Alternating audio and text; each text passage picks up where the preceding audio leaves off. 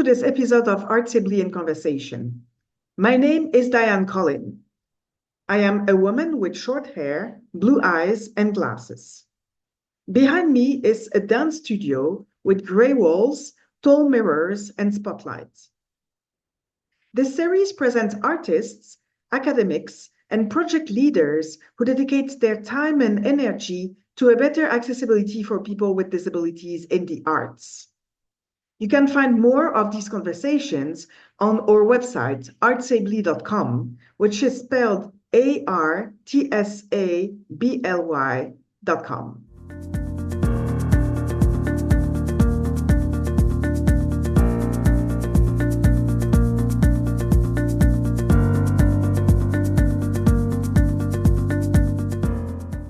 Today, Art Sibley is in conversation with Dan Flanagan, a solo and orchestral violinist, a concert master of 2 opera orchestras, a composer, and a violin instructor at University of California, Berkeley. You can find the resources mentioned by Dan Flanagan during this episode on Art Sibley's website in the blog section.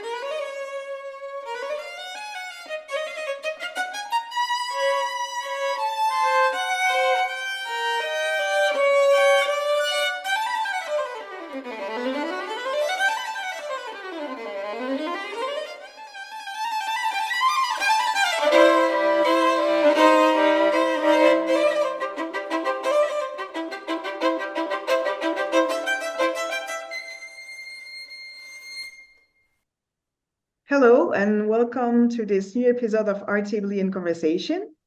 Today, I am with Dan Flanagan, who is a solo and orchestral violinist, a concert master of 2 opera orchestras, a composer, and a violin instructor at University of California, Berkeley. Welcome, Dan. Thank you. I have read your impressive biography on your website. You've done a lot of things, and you're doing a lot of things right now also. And I would be interested in who you are, a little bit of presentation of yourself. Sure. Well, I'm from New Jersey. I am 46 years old. Um, I've been playing the violin since I was four, and I suppose you could say it's been my whole life. Um, I've been playing in orchestras since I was 8 years old. I knew that's what I was going to do when I was about 10. I went to college in Cleveland, went to grad school in Oregon, and I've been living in California for about 20 years. Um, the last 15 of which in Berkeley, and I love it here. Um, I play a lot of concerts, tons and tons of concerts. I've been composing a lot lately. I've been commissioning a lot of new music. And so right now, California, and you are involved in a lot of different orchestras and ensembles. You're also a chamber musician. Yes, I play concertmaster of the Sacramento Philharmonic and Opera and concertmaster of the West Edge Opera, which is a summer festival here in the East Bay of San Francisco. I teach violin at UC Berkeley. I usually have about 15 students there, majors and non-majors. And I have two chamber ensembles, Trio Solano, it's a string trio, and I recently founded the Berkelium String Quartet. We named ourselves after the element that was discovered in Berkeley in 1949. We have our first concert coming up in about 3 weeks, so that's exciting. And then I have the Bow and the Brush, which is a personal project. I started it during the pandemic. I began commissioning my favorite composers to write pieces inspired by paintings, and then composed several myself. And it kind of just got big. We have 36 pieces, um, 11 of which I composed, and I released a solo album a year and a half ago of 14 of the solo pieces. And I've been touring around wherever I can get it booked.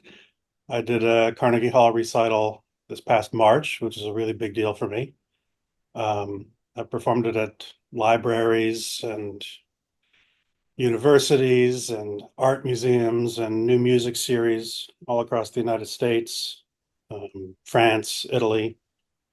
I was just at the American Library of Paris and University of Rome, and yeah, it's been wonderful.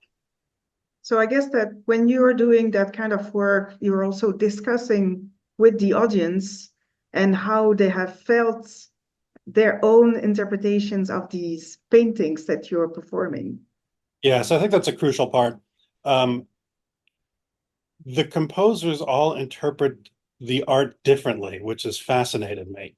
In some cases, they just conjure up the same feeling that the painting has. That's how I compose my pieces. Others take an element of it that reminds them of something else, that reminds them of something else, and then go in a direction. And I think that's amazing. Um, many of the audiences aren't new music aficionados, so they're not interested in extremely experimental, weird sounding stuff. That's a very small niche. And they all tell me that when I explain who the artist was and how the composer interpreted that into their music, it makes them enjoy the piece far more than they would have without the explanation. So it's become quite a bit of a lecture. Um, and it's a lot of fun. I'm presenting it at the American String Teachers Association conference in March, where it will be far more talking than playing. And I'll be addressing string teachers from across the country and talking about the different pieces and how they can utilize it in their teaching and performing. So for those of you who are listening to the podcast in an audio form, I can see behind Dan a lot of different paintings. And so what are these paintings? Can you talk a little bit about these paintings? Are some of them part of your work of putting paintings into music? Yes. Um, I've been obsessed with the visual arts as well as music for my whole life. And I have paintings all around my little apartment. Some of them are brand new paintings by San Francisco Bay Area artists, and others are 19th century French paintings. That's one of my my favorite things. And none of them are artists that you've heard of because, I'm a normal person and I can't afford those. But a lot of the people who are in the French Impressionist exhibits but didn't get famous. And that's just fascinating to me. So there are several paintings in this room right here. For example, there's a portrait to my left that you can't see of me, painted by my friend Paul Gibson. He's a San Francisco artist. And it depicts me as an obsessed violinist, and you see violins swirling around my head. And a local composer, Shinji Eshima, chose that as his inspiration.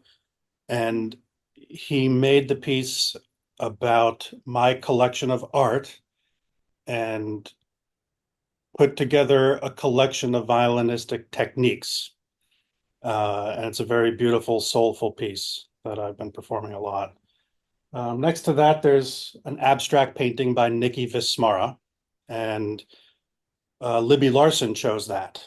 And that's one of the pieces where she depicts the mood of it, a simultaneous busyness of all the blue dots all over the place, along with the stillness that you feel from the painting as a whole. Directly behind me, there's a painting by Robert Antoine Pinchon from 1929, and it's the Grand Place in Brussels. And Jose Gonzalez Granero picked that as his inspiration. And, he went a different direction. He visited the Grand Place when he was a little kid. It was the first time he left Spain. And he remembers a strolling violinist. So he wrote a piece called Cadenza #2, and it's about this gypsy violinist playing the violin in the square. And The Bow and the Brush has expanded beyond paintings that I have in my living room. There are paintings inspired by Monet and Dali and Georgia O'Keeffe and people like that. It started with what's in my living room because of the pandemic shutdown. And in 2020, I was just recording pieces to put on YouTube. I see. On your website, it's written that you are a violinist, a composer, an educator, and a collector. So now the collector, I see it takes a lot of sounds for me, but it's not your only collection, right? I saw something about something that was featured in a documentary. Um, I'm also just obsessed with dead violinists. Um, I love the whole trajectory of violin history and all music history, really, but particularly violin. And I collect concert programs from the past. I have several scrapbooks filled with them and some autographed photos. And I do presentations here and there at colleges, and several of them were featured in a documentary for Czech television on the Czech Violin School. And that was a great honor and a lot of fun. So another room over there is filled with the autographed photos of violinists from the past. Many who are still well known by violinists and many who are completely forgotten, like Camilla Urso and Ernst, Wieniawski, Joachim. For those of you who are violinists, you probably know those names. There's also a photo of Leonora Jackson, who nobody knows who that is anymore, but it's autographed to her teacher, Joachim. So I have that photo and Joachim's photo looking at each other, and it makes me really happy. I see. Okay, so I know you thanks to an organization called RUMPT. And in RUMPT, it's all about highlighting the work of musicians with disabilities. And how does your work relate to the disability arts? 99% of it does not. There's just one piece I composed that relates to my own disability, which is chronic Lyme disease. I've had it since I was a little kid. So over 30 years, I only got proper diagnosis about 7 years ago, which is not that uncommon. Growing up in New Jersey in the 80s, there was a lot of Lyme disease running around, but um, we didn't really know about it yet. I mean, we'd heard of it, but doctors didn't really know how to diagnose it yet. So I had misdiagnoses for a couple of decades and then found out what it is when I was in my 30s. So I wrote one piece about it. It's called Rhapsody in Discomfort, number 8, Ehrlichia. Ehrlichia is one of the diseases under the Lyme umbrella. There are 46 different bacterial infections that are known that you can get from ticks and some other similar insects. And anybody who has one of these diseases has a whole slew of symptoms from multiple diseases and multiple bands within the diseases. So um, each case is quite unique. Unfortunately, once you've had it for a long time, it burrows deep in the nervous system and in the brain, and it's virtually impossible to cure. And I went through about 6 years of treatments, none of which actually worked. And I finally gave up. I may get back to it eventually if something new shows up, but I found the treatments to just be too destructive to my present life without much hope for cure. Um, so I'm busying myself performing and composing as much as I can now. So I did write one piece about it. It was supposed to be sort of a joke, and then I just got serious. And it depicts abstractly different symptoms of a Lyme disease patient, as well as the onslaught of the treatments.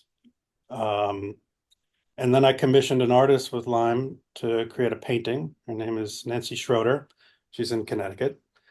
And we made a video of the piece and shared it on a bunch of platforms, and lots of people loved it. Um, I heard from probably a couple hundred different Lyme patients around the world telling me how much the piece meant to them, which was thrilling for me. I hadn't planned on anything like that. So that was nice. But that's really the only example of my disability in my art form. For me, the arts are a vacation away from that. Um, I don't express it that much through music. I may do more in the future, but so far that's where it's at. And so how does this Lyme disease impact your musicianship or your performance practices or uh, your teaching practices? It mostly affects my performance because I'm just in a lot of pain all the time. And I'm always exhausted and I have constant vertigo. Um, all my muscles are attacked, all my nerves. I have tendonitis all over the place that doesn't heal. So every note I play hurts and my muscles don't want to cooperate. Um, Specifically, it just affects my ability to play accurately. And accuracy is a really big part of classical music performance. Um, so I guess it's a little bit of a struggle all the time. Um, I don't think it affects my teaching because I can just sit there and talk. So that works out really well. I also don't think it affects my composing, um, except my hands hurt from typing when I have to create parts. But it definitely gets in the way of playing the violin. There's no doubt about that. Um, what are your future concerts or things that you're working on right now? Mhm. This season, I'm focusing on my chamber ensembles, particularly the Berkelium String Quartet. The past 3 years has been all about new music that I commissioned and composed for the Bow and the Brush. And this year I'm continuing it, but I I felt this urge to just play all the string quartets of Beethoven. So I put together a quartet of a couple close friends who live nearby That's important when you've got a chamber ensemble. If there's a big commute to get to the rehearsals, it's more difficult. And around California, we've got a lot of traffic. So we have concerts this season where we're playing several Beethoven quartets, a few Mozart quartets, a few Schubert quartets, and I'm sneaking in one or two pieces that I wrote. But that's really what I'm into right now. I have a lifelong love for Beethoven and for Brahms and well, for Mozart and Mendelssohn and Bach and Mahler and Wagner and it goes on and on and on. But Beethoven wrote these 16 quartets, and I've only performed a few of them in my life, and I want to play the rest of them. I thought about naming the group the Bucket List Quartet, um, because for me, it's really just about playing the rest of the great repertoire while we're still here. But we decided to go with Berkelium instead. So that's my focus right now. I'm practicing Mozart's quartet, the Spring Quartet, and Beethoven's Serioso Quartet. We're going to play it in a lovely Maybach mansion in a few weeks. So this week, that's what I'm doing. I'm also playing Tristan und Isolde by Wagner at San Francisco Opera. We just had our dress rehearsal yesterday. Open night is Saturday, and that's going to go on for the rest of the month. And then we're playing Marriage of Figaro in Sacramento Opera. So that's what's going on right now. From Beethoven to Figaro. Yeah, Beethoven, Figaro. Yeah, it's all wonderful stuff. For the rest of the season, I'm in the process of recording volume 2 of The Bow on the Brush. I've recorded several pieces. Actually, my trio about Erlichia, Rhapsody in Discomfort number 8, that'll be included on it, as well as a piece that was just composed by Cindy Cox, a Berklee composer, also for trio, and a piece that's being written right now by Ursula Kwong Brown, a Los Angeles composer, and that's for violin and piano.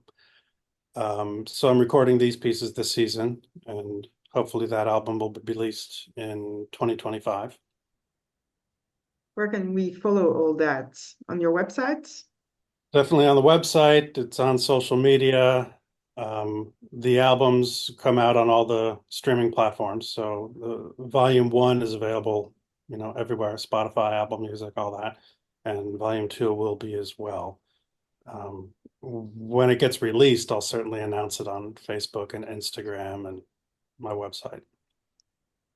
Okay, great.